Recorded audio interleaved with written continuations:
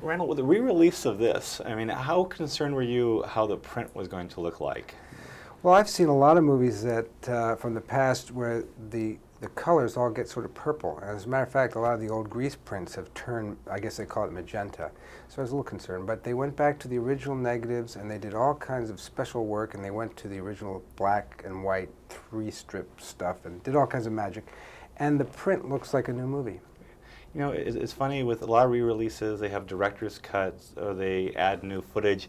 How much pressure was there to find old footage or cut scenes? I found a whole bunch of stuff because I had my director's cut in the attic. Unfortunately, it was in black and white. It was a dupe of the cut, and the negative for all the shots was lost. So all we have is the black and white.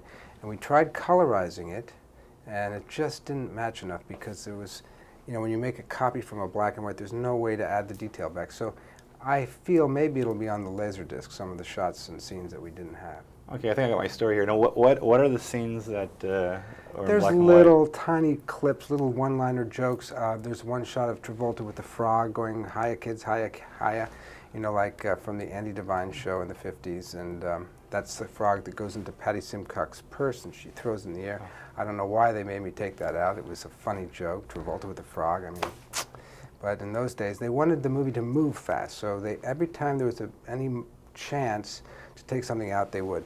And so there's a lot of little one-liners all the way through that are very funny, but just the movie's long anyhow, so they wanted to keep it moving. I remember when the movie came out, I was in college, and I remember that year it seemed the most attention was on a movie called Sgt. Pepper's Lonely Hearts Club Band. That's right. And that was going to be the big musical that year. It was. So did you feel that Grease at the time was almost like the... Oh, we were thought of as nothing. As a matter of fact, Barry Gibb wrote a song, Grease, and I got the song and I looked at the lyrics and I said, wait a minute, these don't work. Can Barry change these lyrics? And they said, go see him. So I went over to the set of Sgt. Pepper, and they were about to shoot a big scene. And I said, Barry, can I talk to you? And he says, come around the back of a set, and we're standing there behind there. And I was a first-time director, and he looked at me like, who's this guy?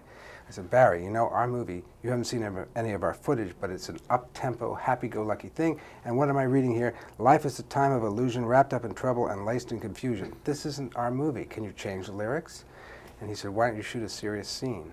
So they'll work. I thought he was joking, but he wasn't. And nobody ever noticed that the lyrics are completely wrong for the movie.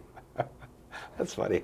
Okay, now you worked with some veteran performers in this film. I mean, Eve Arden and Sid great. Caesar. Oh, as a young director, I mean... They're such pros. You know, I used to watch Eve Arden on Our Miss Brooks as a kid, and it was exciting to meet her.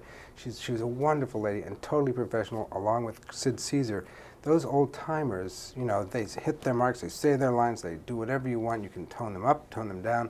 Very different from some of the young actors who are improvisational and method and need to get in the mood for it. When you see the film now, are there a lot of things that you wish you would have had something more time, or you would have shot different now? Is it a good experience for you now to watch the film? You have mixed emotions. It's a good experience because it has a roughness to it. It has a sort of a loose, energetic roughness because none of us knew what we were doing.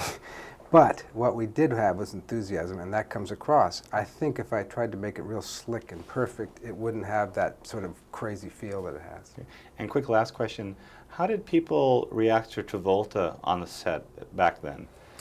John was a leader of the group. He knew a lot of the people from Broadway. He had been on Broadway with them, and everyone respected him, and he made jokes all the time. So he was like, he and I had a great rapport, and it was just a wonderful set to be on.